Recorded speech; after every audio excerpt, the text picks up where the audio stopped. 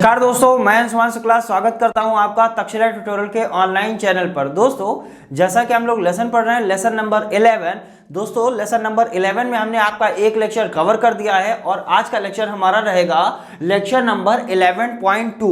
दोस्तों, lecture number 11.2 में हमको क्या पढ़ना है और 11.1 में हमने क्या पढ़ा हुआ था, इसके बारे में एक बार नजर डालते हैं। सिंपल सी बात है सर, लेसन नंबर हमारा जो 11 है वो लेसन का नाम क्या है? पृष्ठ रसायन। जैसा लेसन नंबर 10 में हमने पढ़ा वैद्युत रसायन, उसी के आधार पर कुछ है हमारा 11 नंबर, उसका नाम क्या है? पृष्ठ रसायन। और पृष्ठ रसायन में हमने एक लेक्चर आपका कवर भी कर दिया। वहां पर हमने लास्ट में आपको यह कराया था अधिशोषण समतापी के बारे में, और अधिशोषण समतापी में बताया था ये एक प्रकार की समीकरण होती है। और हमने बताया था वहां पर कितनी समीकरणें बताई थी आपको? 2 समीकरणें। पहला बताया था फ्रेडलिंग अधिशोषण समतापी क्या होता है, और दूसरा बताया था लैग्यू अधिशोषण समतापी। और दोस्तों, लास्ट लेक्चर में हमने फ्रेडलिंग अधिशोषण समतापी के बारे में डिस्कशन भी किया हुआ था और वहां से उसकी समीकरण को भी अच्छे से समझा हुआ था।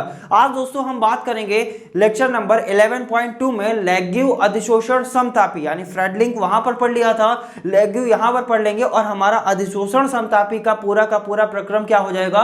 कंप्लीट हो जाएगा। और उसके बाद हम कुछ नए टॉपिक भी पढ़ेंगे, यानी कुछ नई डेफिनेशंस पढ़ेंगे, उनको भी हम पढ़ेंगे। लेकिन सबसे पहले हम क्या पढ़ते हैं? लैग्यू अधिशोषण समतापी क्या होती है, इसकी समीकरण, इसके बारे में जानने की कोशिश करते हैं। आइए दोस्तों स्टार्ट करते हैं लेक्चर को और समझने की कोशिश करते हैं क्या है लैग्यू अधिशोषण समतापी की समीकरण।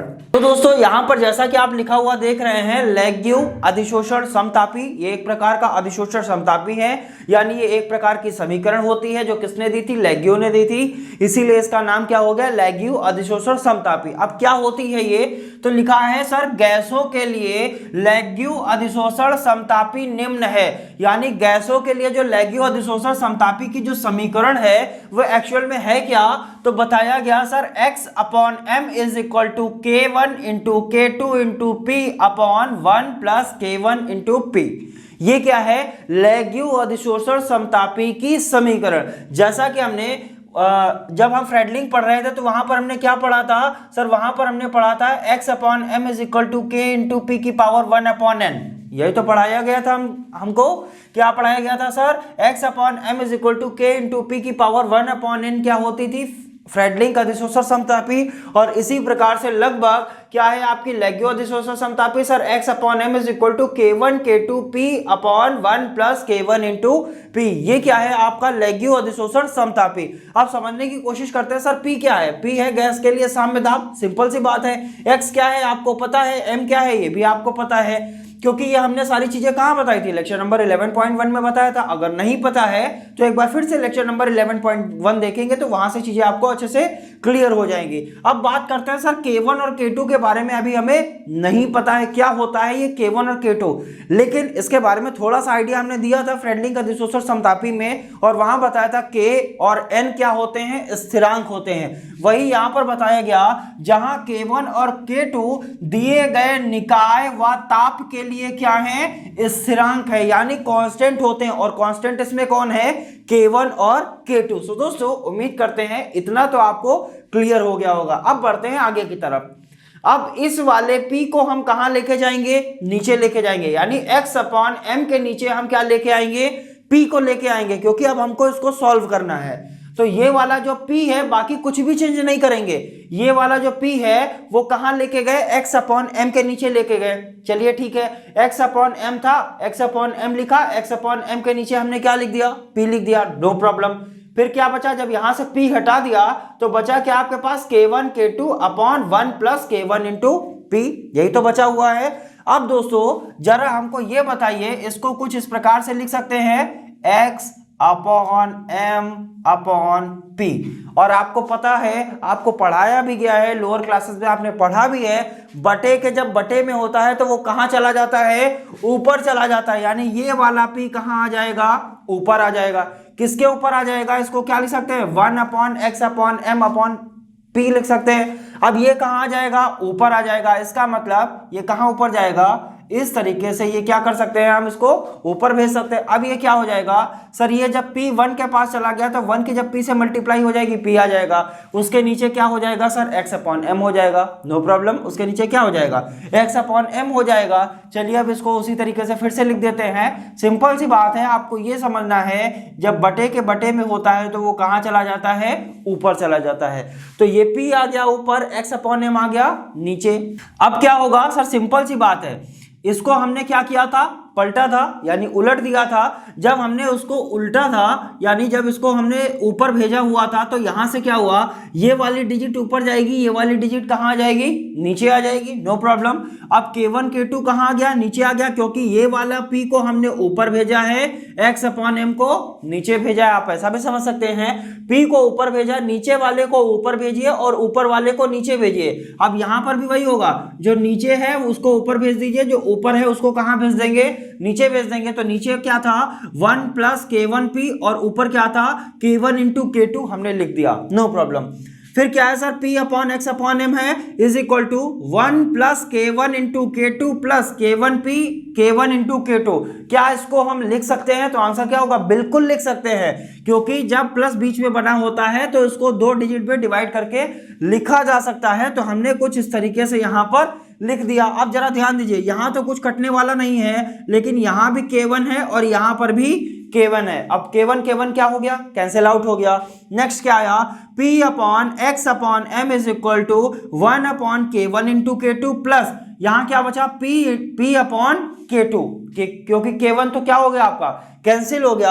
अब यहां से आपको एक समीकरण मिल गया, यही क्या है आपका लैगियो अधिशोषण समतापी की समीकरण है। अब दोस्तों क्या लिखा गया है, अब इसके बाद हमको क्या समझना है, इसके बाद हमको समझना है ये, उसके बाद हम आएंगे नीचे की तरफ। अब जरा ध्यान देंगे यहां से, समीकरण 1 के अनुसार, अब समीकरण ये जो बनाई हुई है आपने, जो इसको सॉल्व किया है, इसके अनुसार हम करने क्या वाले हैं, p upon x upon m, यानी p upon x upon m और p, ये वाला p और p के मध्य ग्राफ बनाने पर बोलिए या ग्राफ प्लॉट करने पर बोलिए, बात एक ही है। ग्राफ बनाने पर एक सीधी रेखा प्राप्त होती है, यानी जब p upon x upon m और p के मध्य जब हम एक ग्राफ प्लॉट करते हैं या बनाते हैं तो हमको केवल एक सीधी रेखा प्राप्त होती है। लेकिन जबकि वास्तविक ग्राफ प्लॉट करने पर या वास्तविक ग्राफ बनाने पर, ये तो बताया गया कि एक सीधी रेखा प्राप्त होती है, लेकिन जब वास्तविक ग्राफ प्लॉट किया गया तो क्या पाया गया, वास्तविक ग्राफ प्लॉट करने पर या बनाने पर कुछ विचलन प्रदर्शित करती है, यानी एक सीधी रेखा प्राप्त नहीं होती है, जबकि क्या होती है, कुछ विचलन को प्रदर्शित करती है। अब ये विचलन कैसे हो सकते हैं, ये विचलन हो सकते हैं सर, यहां पर काम किसका हो रहा है, प्रेशर का ही तो काम है, यानी दाब का ही काम है। अब ये जो विचलन आएगा ये कैसे आएगा सर, विचलन आएगा निम्न दाब पर, उच्च दाब पर और माध्यमिक दाब पर, यानी दाब में ही ऊपर नीचे होगा, या तो दाब सबसे कम होगा या मिडिल में दाब होगा, या क्या होगा, दाब सबसे ज्यादा होगा यानी उच्च होगा। तो ये जो विचलन होगा यही क्या बताते हैं, अधिशोषण समतापी को भी बताते हैं। तो यहां पर जो एक हमने इक्वेशन लिखा निम्न दाब पर, यानी ये जो विचलन प्रदर्शित होगा प्रेशर का वो निम्न दाब पर, अधिशोषण समतापी की समीकरण यह रहेगी। अब बात करते हैं निम्न के बाद बीचों बीच वाला दाब, यानी माध्यमिक दाब पर क्या रहेगा, कुछ फ्रेडलिंग वाली चली जाएगी, और फिर क्या चला जाएगा आपका उच्च दाब पर, यानी विचलन जो प्रदर्शित होगा वो कैसे होगा, निम्न दाब पर समीकरण क्या आएगी, x upon m is equal to kp, क्या आएगा, x upon m is equal to kp, no problem. माध्यमिक दाब पर क्या रहेगा सर, माध्यमिक दाब पर x upon m is equal to k into p की पावर 1 अपॉन n, जो हमने फ्रेडलिंग समीकरण में बताया हुआ था। और उच्च दाब पर समीकरण क्या बनेगी, x upon m is equal to k। अब दोस्तों यही आपका विचलन है, यहां से क्वेश्चंस बनते हैं, आप इनकी प्रैक्टिस करिएगा।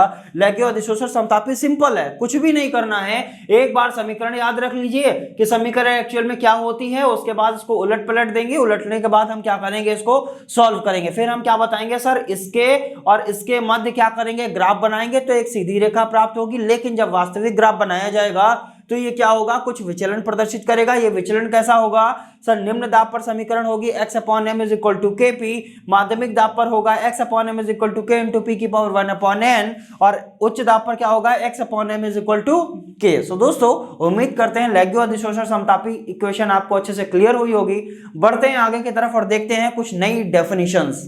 तो दोस्तों बात करते हैं हमारे नेक्स्ट टॉपिक की। जैसा कि आप हमारा नेक्स्ट टॉपिक पीछे लिखा हुआ देख रहे हैं, लिखा है कोलाइडी अवस्था, और साथ में हमने मेंशन किया हुआ है पुरानी धारणा। यानी कोलाइडी अवस्था के परिप्रेक्ष्य में दो धारणाएं प्रस्तुत की गई। एक तो पहली धारणा यह है जिसमें पुरानी धारणा माना गया, यानी पहले क्या माना गया था। उसके बाद जो आधुनिक धारणा आई जिसके अनुसार हम ये जान पाए कि आखिरकार कोलाइडी अवस्था क्या होती है, उसकी एक धारणा आई। तो इन दोनों धारणाओं को भी हमको पढ़ना है और हमको ये देखना है कि पुरानी धारणा के अनुसार क्या था और आधुनिक धारणा के अनुसार क्या था। सो दोस्तों टॉपिक का नाम हमारा है कोलाइडी अवस्था। बहुत ही इंटरेस्टिंग टॉपिक है, बहुत ही आसानी से समझ में आने वाला टॉपिक है। बिल्कुल भी इसमें टिपिकल कुछ भी नहीं है।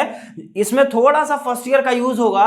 सर फर्स्ट ईयर में आपने पढ़ा होगा ग्राहम की विचरण दर का नियम। ग्राहम एक साइंटिस्ट थे, उन्होंने विचरण दर का नियम एक बताया था। ग्राहम की विचरण दर, विचरण का मतलब क्या होता है, एक जगह से दूसरी जगह जाना। अब दोस्तों जरा इसको समझने की कोशिश करते हैं। लिखा गया है ग्राहम ने, वही ग्राहम है जिन्होंने विचरण दर का नियम दिया था। ग्राहम ने कई पदार्थों के विलयनों के पार्चमेंट झिल्ली में से, अब यहां पर पार्चमेंट झिल्ली आ गया। सर आपको विसरण और परासरण याद आ गया होगा, पार्चमेंट झिल्ली का यूज करते थे वहां पर। इसको सेमी परमिएबल मेम्ब्रेन भी बोलते हैं, इंग्लिश में एसपीएम का यूज करते हैं। तो सिंपल सी बात है, ग्राहम ने कई पदार्थों के विलयनों के पार्चमेंट झिल्ली में से विसरण पर, विसरण का मतलब यहां से विसरित होते हैं, यहां से निकलते हैं, विसरण पर प्रयोग किए और पदार्थों को पार्चमेंट झिल्ली में से विसरित होने के आधार पर मुख्यतः दो वर्गों में बांटा। अब दोस्तों ये तो रहा सिंपल सा एक पॉइंट, ठीक है, पॉइंट आपको क्लियर हो गया होगा। सिंपल सी बात है, ग्राहम एक साइंटिस्ट थे, उन्होंने ये बताया कि दो विलयन है या एक जो विलयन है उसके बीच में हम क्या कर दें, पार्चमेंट झिल्ली लगा दें। अब पार्चमेंट झिल्ली को हम सेमी परमिएबल मेम्ब्रेन भी बोलते हैं या एसपीएम भी बोलते हैं, तो ध्यान रखेंगे इन चीजों को। विलयन के मध्य एक हमने क्या कर दिया, पार्चमेंट झिल्ली लगाया। अब पार्चमेंट झिल्ली से क्या होगा, जो विलयन होगा वो इस झिल्ली से होकर दूसरी साइड में जाएगा। सिंपल सी बात है, सपोज करिए ये कंटेनर है, इसमें बीच में हमने क्या लगा दिया, एसपीएम यानी सेमी परमिएबल मेम्ब्रेन, ठीक है। सेमी परमिएबल मेम्ब्रेन मतलब अर्ध पारगम्य झिल्ली या पार्चमेंट झिल्ली, कुछ भी समझ सकते हैं। अब यहां पर हमने क्या किया, एक विलयन ले लिया। अब ये विलयन क्या होगा, इस झिल्ली से होकर इधर आएगा, ठीक है, इस झिल्ली से होकर दूसरी साइड में जाएगा। इसे ही कहते हैं विलयन का विसरित होना। क्या कहलाता है, यही कहलाता है विलयन का विसरित होना। तो बताया गया, तो सिंपल सी बात है, कई पदार्थों के विलयनों के पार्चमेंट झिल्ली में से विचरण पर यानी विसरित जो होते हैं उस पर प्रयोग किया और क्या बताया कि पदार्थों को पार्चमेंट झिल्ली में से विसरित होने के आधार पर दो वर्गों में बांटा गया। अब विसरित कैसे होंगे, यानी ये विलयन इस साइड से इस साइड जाएगा। कैसे जाएगा, या तो ऐसा हो सकता है ये जो विलेन है इस साइड से इस साइड बहुत ही शीघ्रता से चला जाए, या हो सकता है बिल्कुल ना जाए, या हो सकता है धीरे धीरे जाए। यहां पर तीन कंडीशन बन सकती है कि नहीं। या तो ये हो सकता है सर इधर से विलेन बहुत ही जल्दी से दूसरी साइड में चला जाए, या तो ये हो सकता है सर इधर से विलेन बिल्कुल भी दूसरी साइड में ना जाए, या तो हो सकता है जाएगा तो लेकिन थोड़ा सा टाइम लगेगा, यानी जाने में क्या होगा, टाइम लगेगा। यहां से तीन कंडीशन बनी और उसी के आधार पर उन्होंने ये बताया कि विलेनों को हम दो प्रकार से बांटेंगे। आइए दोस्तों इनको भी जानने की कोशिश करते हैं, लेकिन इससे भी पहले हम एक चीज और बताते हैं आपको, जैसे विसरण और परासरण अच्छे से क्लियर हो जाएगा। सिंपल सी बात है, आपने कहीं पढ़ा होगा और फर्स्ट ईयर में भी पढ़ा होगा, सर किशमिश को जब हम पानी में डालते हैं तो क्या हो जाती है, वो फूल जाती है। क्यों? सिंपल सी बात है सर, वो जो किशमिश की ऊपर की लेयर होती है वो एक अर्धपारगम्य झिल्ली यानी पार्चमेंट झिल्ली की तरह वर्क करती है। जो पानी होता है वो उसके अंदर बहुत ही अच्छे से प्रवेश कर जाता है, जिसके कारण वो क्या हो जाती है, फूल जाती है। ये क्या हो रहा है, वहां पर भी पानी विसरित हो रहा है कि नहीं हो रहा है, यानी उस किशमिश के अंदर जा रहा है। या हम अंगूर को क्या करते हैं सर, अंगूर को हम डाल देते हैं गाढ़े चीनी के घोल में डालेंगे तो अंगूर की जो ऊपर की लेयर होती है वो भी अर्धपारगम्य झिल्ली की तरह क्या करती है, वर्क करती है। लेकिन यहाँ क्या होगा सर, यहाँ जो अंगूर के अंदर का जो पदार्थ होता है वो गाढ़े चीनी के घोल में आ जाता है, जिससे अंगूर क्या हो जाता है, पिचक जाता है। तो इस तरीके से इसे ही हम क्या कहते हैं, विषरण होना। अब दोस्तों इन्होंने बताया जो दो वर्गों में बांटा उसको हम क्या कहते हैं, इसका नाम समझते हैं। तो लिखा है क्रिस्टलाभ, क्या कहते हैं, क्रिस्टलाभ कहते हैं। और दूसरा बताया है कोलाइड, क्या बताया, कोलाइड। और हमको यही तो पढ़ना है क्या होती है कोलाइड अवस्था। ये कौन सी धारणा चल रही है, अभी चल रही है आपकी पुरानी धारणा। अभी हम डिस्कस करेंगे नई धारणा या आधुनिक धारणा क्या है, इसकी भी हम बात करेंगे। तो सिंपल सी बात है, क्रिस्टलाभ क्या होता है इसको समझते हैं। तो लिखा है जिन पदार्थों के विलयन पार्चमेंट झिल्ली से होकर शीघ्रता से निकल जाते हैं क्रिस्टलाभ कहलाते हैं। अब दोस्तों यहां से क्लियर हो गया होगा, ऐसे विलयन जो बहुत ही जल्दी से या शीघ्रता से क्या हो जाते हैं, अर्धपारगम्य झिल्ली से होकर क्या हो जाते हैं, विसरित हो जाते हैं, उन्हें ही हम क्या कहते हैं, क्रिस्टलाभ कहते हैं। अब इसका नाम जो क्रिस्टलाभ है वो क्रिस्टलाभ क्यों पड़ा, इसकी हम बात करेंगे। तो लिखा गया है क्योंकि ये पदार्थ प्रायः ठोस अवस्था में कैसे होते हैं, क्रिस्टलीय होते हैं, क्रिस्टल के फॉर्मेशन में होते हैं, इसीलिए इसके विलयनों को हम क्या कहते हैं, क्रिस्टलाभ कहते हैं। यानी ऐसे पदार्थ जो क्रिस्टलीय होते हैं, ठोस अवस्था में कैसे होते हैं, क्रिस्टलीय होते हैं। जब हम उनका विलयन बनाते हैं और उनको अगर उनके विलयन में अगर अर्धपारगम्य झिल्ली लगा देते हैं तो क्या होता है सर, विलयन जो होता है अर्धपारगम्य झिल्ली से होकर बहुत ही जल्दी से क्या हो जाता है, या शीघ्रता से विसरित हो जाता है। इस विलयन को ही हम क्या कहते हैं, क्रिस्टलाभ कहते हैं। अब इसको क्रिस्टलाभ क्यों बोला गया, क्योंकि यहां पर जो इसके आपके क्या होते हैं, जो ठोस अवस्था में ये कैसे होते हैं, क्रिस्टलीय होते हैं। क्रिस्टलीय होने के कारण इनको क्या कहते हैं, क्रिस्टलाभ कहते हैं। अब ये क्या होते हैं, एग्जांपल जैसे चीनी आपकी कैसी है, ठोस अवस्था में है कि लिक्विड में है कि गैस में है, तो आंसर क्या है सर, ठोस अवस्था में। ठोस अवस्था में है तो कैसी है, क्रिस्टलीय है। ठीक है, अब हम बात करते हैं यूरिया NH2CO NH2 इसका फॉर्मूला होता है, और इसका फॉर्मूला क्या होता है, C12H22O11 होता है कि नहीं होता है। यूरिया कैसी होती है, क्रिस्टलीय होती है। NaCl नमक कैसा होता है, क्रिस्टलीय होता है। इनके सबके विलयनों को अगर इनके बीच में अर्धपारगम्य झिल्ली लगा दिया जाए तो ये बहुत ही शीघ्रता से अर्धपारगम्य झिल्ली से होकर क्या हो जाएंगे, विसरित हो जाएंगे। और इसी क्रिया को हम क्या कहते हैं, या इस प्रकार के विलयनों को हम क्या कहते हैं, क्रिस्टलाभ कहते हैं। सो दोस्तों सिंपल सी बात है, हमने क्या बताया था, या तो बहुत ही जल्दी से विसरित हो जाएगा या नहीं विसरित होगा, या हो सकता है धीरे धीरे विसरित हो। क्या होगा आगे, तो लिखा गया है सर कोलाइड। अब ऐसा विलयन जो कोलाइड कहलाता है वो क्या होता है उसकी बात करेंगे। तो लिखा है जिन पदार्थों के विलयन पार्चमेंट झिल्ली से शीघ्रता से विसरित नहीं होते हैं, यानी यहां पर बताया गया जो शीघ्रता से विसरित ना हो या धीरे धीरे विसरित होते हैं। इसमें दोनों कंडीशन को डाला गया, या तो ऐसा हो सकता है बिल्कुल विसरित ना हो, या हो सकता है धीरे धीरे विसरित हो। तो इस प्रकार के विलयनों को हम क्या कहेंगे, कोलाइड कहेंगे। क्या कहेंगे, कोलाइड कहेंगे, क्योंकि इन पदार्थों की प्रकृति कैसी होती है, अक्रिस्टलीय होती है। इसका मतलब क्या हुआ सर, कोलाइड जो होते हैं वो अक्रिस्टलीय होते हैं, और जो आपके क्रिस्टलाभ होते हैं वो कैसे होते हैं, क्रिस्टलीय होते हैं। सिंपल सी बात है सर, कोलाइडी अवस्था क्या थी सर, पार्चमेंट झिल्ली लगाना है, अगर पार्चमेंट झिल्ली से विलयन शीघ्रता से विसरित हो गया तो क्रिस्टलाभ कहलाएगा। क्रिस्टलाभ क्यों कहलाएगा, क्योंकि वो क्रिस्टलीय होता है। और बात करते हैं अगर विसरित नहीं हुआ या धीरे धीरे हुआ तो क्या कहलाएगा, कोलाइडी कहलाएगा। अगर कोलाइडी आ गया तो सिंपल सी बात है इसकी प्रकृति कैसी होगी, अक्रिस्टलीय होगी। सो दोस्तों ये रहा आपका सारांश। और ये रही आपकी डिटेल। दोस्तों जितनी भी चीजें हम यहाँ पर डिस्कस करते हैं उन सभी चीजों के आपको हैंड रिटेन नोट्स मिलते हैं। जैसा सभी को पता रहता है वो हैंड रिटेन नोट्स आपको कहाँ मिलते हैं, डिस्क्रिप्शन बॉक्स में नीचे लिंक दिया जाता है, लिंक पर जाते हैं, क्लिक करते हैं, पीडीएफ को डाउनलोड करते हैं, नोट से पढ़ाई जरूर करते हैं। सो दोस्तों बढ़ते हैं आगे की तरफ और देखेंगे हमारा नेक्स्ट टॉपिक। नेक्स्ट टॉपिक हमारा क्या रहेगा, सिंपल सी बात है, कोलाइडी अवस्था हम पुरानी धारणा अभी पढ़े हैं, अब हम पढ़ने वाले हैं आधुनिक धारणा, यानी जो नई धारणा है, जो धारणा चल रही है, इसके बारे में हम पढ़ने वाले हैं। उसके आधार पर विलयन कितने प्रकार के होते हैं इनको हम जानने की कोशिश करेंगे। उनको जानने से पहले क्या करेंगे, इसको यहां से हटाते हैं और बढ़ते हैं कोलाइडी अवस्था की आधुनिक धारणा की तरफ। सो दोस्तों बात करते हैं हमारा अगला टॉपिक। जैसा कि कोलाइडी अवस्था की हमने अभी पुरानी धारणा पढ़ा है, अब हम पढ़ने वाले हैं कोलाइडी अवस्था की आधुनिक धारणा, यानी जो चल रही है, जो आधुनिक धारणा है, उसमें हमको क्या बताया गया है।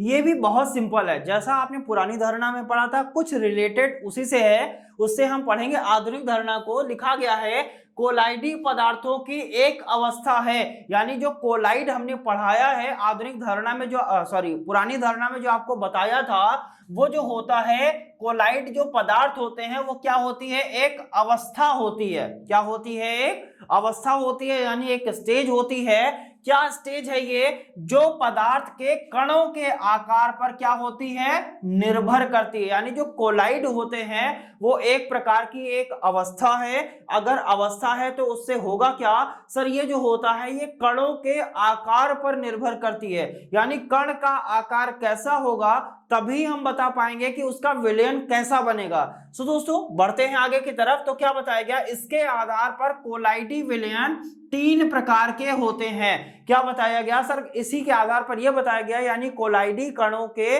जो कण होते हैं उनके आधार पर बताया गया जो कोलाइडी विलयन बनेंगे वो 3 प्रकार से होंगे। कितने प्रकार के होंगे सर, 3 प्रकार के होते हैं। कौन कौन से 3 प्रकार हैं, तो पहला प्रकार हमने लिखा है वास्तविक विलयन, दूसरा प्रकार होता है कोलाइडी विलयन, और तीसरा प्रकार हम यहीं पर आपके लिए लिख देते हैं और परिभाषा आपको बता देंगे, नाम है निलंबन। ठीक है, 3 प्रकार के होते हैं कोलाइडी विलयन। सिंपल सी बात है सर, बताया गया जो कोलाइड होती है वो एक अवस्था होती है जो कण के आकार पर निर्भर करती है, जिसके आधार पर 3 प्रकार के विलयन होते हैं, वास्तविक विलयन, कोलाइडी विलयन और निलंबन। क्या होता है वास्तविक विलयन, क्या होता है कोलाइडी विलयन और क्या होता है निलंबन, इसकी हम बात करेंगे। तो लिखा है यह वह समांग तंत्र होता है, यानी जो वास्तविक विलयन होता है वो कैसा होता है, समांगी होता है। ध्यान रखिएगा, जो वास्तविक विलयन होते हैं वो कैसे होते हैं, आपके समांगी होते हैं। और क्या बताया गया सर, यह वह समांग तंत्र होता है। यह का मतलब कौन, वास्तविक विलयन वह समांग तंत्र होता है जिसमें उपस्थित कणों का आकार 1 नैनोमीटर, क्या बताया गया, 1 नैनोमीटर या 10 एंगस्ट्रॉम से क्या होता है, कम होता है। इन कणों को सूक्ष्मदर्शी द्वारा नहीं देखा जा सकता है। इस प्रकार का जो विलयन होगा वो क्या कहलाएगा, वास्तविक विलयन कहलाएगा। सिंपल सी बात है सर, जब नमक को हम पानी में घोलते हैं, यानी NaCl को जब पानी में घोलते हैं तो क्या हम उसको देख पाते हैं कि कहाँ नमक है और कहाँ पानी है, नहीं ना। चीनी को पानी में घोलते हैं तो क्या आप देख पाते हैं कहाँ चीनी है कहाँ पानी है, ठीक है। यूरिया को आप जल में घोलिए तो आप नहीं जान पाएंगे कहाँ यूरिया है और कहाँ पानी है। तो ये क्या होता है, एक प्रकार का वास्तविक विलयन होता है। वास्तविक विलयन है यानी ये एक प्रकार का समांगी विलयन है। और समांगी विलयन में आपको बताया गया होगा, हमने भी कई बार बताया हुआ है सर, समांगी विलयन वो विलयन होते हैं जिसके सभी अंग समान होते हैं। यानी अगर चीनी का आप घोल बनाएंगे तो आप चीनी का पानी आप ऊपर से पीजिए या नीचे से पीजिए या बीच से पीजिए, सब जगह आपको क्या लगेगा, मीठा लगेगा। सिंपल सी बात है। ऐसा तो नहीं है सर हमने ऊपर से पिया पानी तो हमको लग रहा है वो नमकीन है, बीच से पिया तो कड़वा लग रहा है, नीचे से पिया तो मीठा है। नहीं, चीनी क्या होती है, उस पानी के सभी अंग में क्या हो जाती है, घुल जाती है। और इसी प्रकार के विलयनों को हम क्या कहते हैं, समांगी विलयन कहते हैं। तो सिंपल सी बात है सर, वास्तविक विलयन के कण जो होते हैं, जो वास्तविक विलयन बनता है, इनमें जो कण होते हैं उनका आकार क्या होता है, इनको ध्यान रखेंगे सर। कण का आकार होता है 1 नैनोमीटर या 10 एंगस्ट्रॉम से कम होता है। ध्यान रखिएगा, अब बात करते हैं सर कोलाइडी विलयन की। कोलाइडी विलयन में कण का आकार कुछ ना कुछ होगा। क्यों होगा? क्योंकि ये किस पर निर्भर कर रहा है? कण के आकार पर ही निर्भर कर रहा है, तो इसमें भी कण का आकार होगा। तो क्या है कण का आकार? तो बताया गया सर कोलाइडी विलयन जो होता है यह वह विषमांग तंत्र होता है। इसका मतलब ये कैसा विलयन होगा? विषमांगी विलयन होगा। यानी जो वास्तविक विलयन होते हैं वो कैसे होते हैं? समांगी होते हैं, और जो कोलाइडी विलयन होते हैं वो कैसे होते हैं? विषमांगी होते हैं, जिसमें कणों का आकार 1 नैनोमीटर से 1000 नैनोमीटर तक होता है। इन कणों को अति सूक्ष्मदर्शी द्वारा देखा जा सकता है। यानी यहां पर क्या बताया गया सर, जो कोलाइडी विलयन होते हैं उनमें जो कण होते हैं उन कणों का आकार 1 नैनोमीटर से लेकर 1000 नैनोमीटर तक होता है। अगर इन कणों का आकार 1 नैनोमीटर से 1000 नैनोमीटर तक है तो इस प्रकार का जो विलयन होगा वो कैसा होगा? कोलाइडी विलयन होगा। और इसे हम किसके द्वारा देख सकते हैं? नग्न आंखों के द्वारा नहीं देख सकते, नॉर्मल आंखों से नहीं देख सकते हैं, बल्कि हम क्या कर सकते हैं? इसको अति सूक्ष्मदर्शी के द्वारा देख सकते हैं। तो इस प्रकार का विलयन कैसा कहलाएगा? कोलाइडी विलयन। अब यह किससे बनता है? जैसे जिलेटिन हो गया, स्टार्च हो गया, गोंद हो गया, इनके जब आप विलयन बनाएंगे तो आपको क्या दिखाई देगा सर? ये विलयन कैसा होगा? कोलाइडी विलयन होगा। क्योंकि ये क्या होता है? एक प्रकार का विषमांग तंत्र होता है जिसमें कण का आकार 1 नैनोमीटर से 1000 नैनोमीटर तक होता है। सिंपल सी बात है। पहले क्या बताया गया? वास्तविक विलयन होगा, उसमें जो कण का आकार होगा वो 1 नैनोमीटर से कम होगा। जो कोलाइडी विलयन है उसमें बताया गया सर 1 नैनोमीटर से ज्यादा होगा, और कहां तक होगा? 1000 नैनोमीटर तक होगा।